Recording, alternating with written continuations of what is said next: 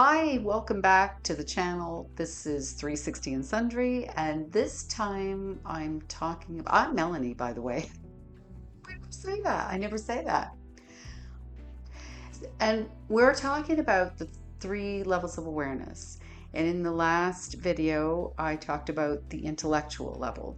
It's the data entry, data out. It's the, very logical and very sort of how we navigate, how we communicate, all of that goes on in that level of awareness. And this time we're going to talk about the experiential level of awareness. In this level, this is where the emotions rise up. We interact with the world around us all the time, and it stirs up feelings. So we're not just thinking anymore. We're feeling what's going on. We have feelings about it. So we kind of determine our likes and dislikes in here. It's also where our beliefs get kind of hardwired in. They even get buried in those feelings. They are very strong, and they can be loud, and they are hard to ignore, and they even take over. They'll start driving the whole bus. So this is also because of that, because of how the strength of the emotions. This is where our resistance shows up. And the resistance shows up in different levels. There's different levels and degrees of resistance. So we can, like, just right from the discomfort. There's just a discomfort from doing something we're not used to doing, where it's not familiar, we're not comfortable with it. So there's that creates resistance. Also, there's doubt.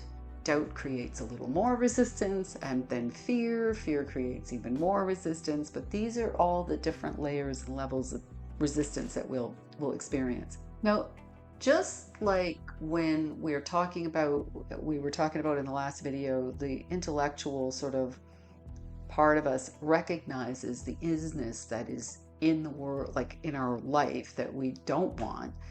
These feelings are kind of the same thing. They're like that pole in the middle of the road, that you don't want them there. You don't really, and you don't want to focus too much on them, but just like saying I don't want you there, you're going to run into the pole.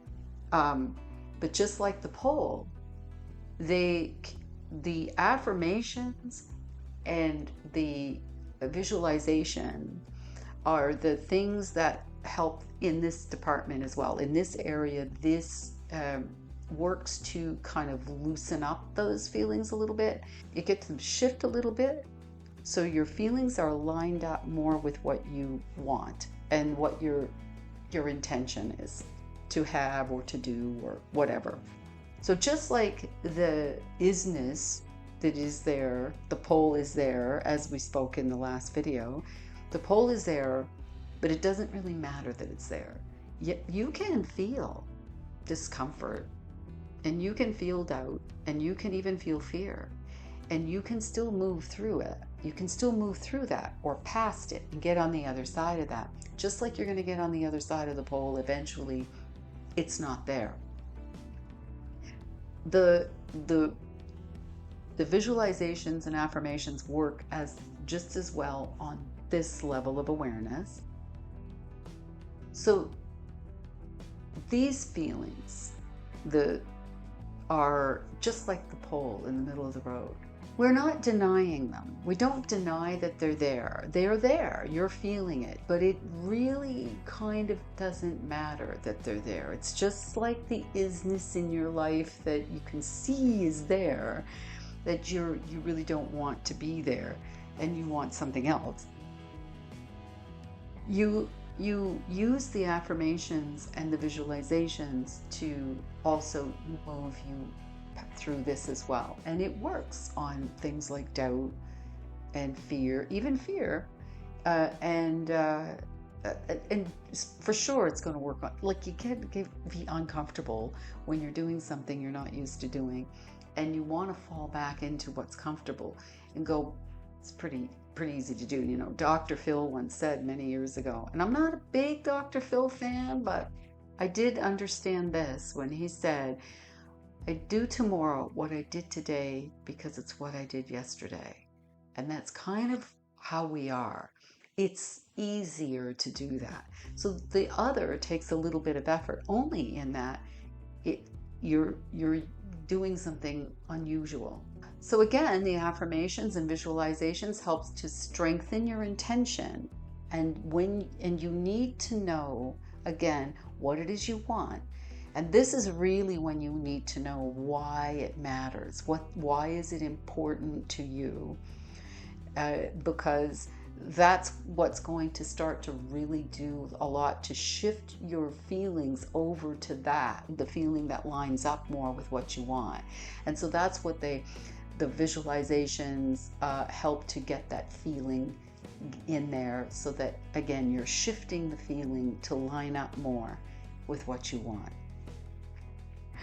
And Becoming Me, she talks about this a lot, and I recommend going to that channel. So when you're visualizing, you're working out how it will feel when the doubt is not there, when you have arrived there, when you have what you want. How is that going to feel when you get to where you want to be? Because that's the feeling you want to work on getting into your experiential level of awareness as much as you can. Because remember, I think, I feel, because of my feelings I behave, because I behaved a certain way, I get these results, I manifest. So I think, I think, I feel, I behave, I manifest. Well, eventually you don't think anymore. It just is I feel, because it's already hardwired in there. I feel, I behave, I manifest. Yes, affirmations and visualizations work on this level, and for those specific things, they work for the discomfort, just of coming out of your comfort zone, doing something different or unusual. Doubt, that's a little bit stronger, and even fear, and it will work on all of those things to help get you past the poles of the doubt, the fear, and the isness of that which you are aware of. Again, it's not to deny it, it's to know that it's there, and it really just is irrelevant. They're just irrelevant. They don't mean that you're not going to get where you want to go, and you focus on where you want to go. And eventually, they kind of just disappear. They fade out, and you kind of just let them go. You let them be, and then they kind of just go away. You don't give your attention to that. So that's what the affirmations and visualizations do for you. Intellectually, you're using your intellectual level to come up with the affirmations, to create, to use your imagination to create the visualization.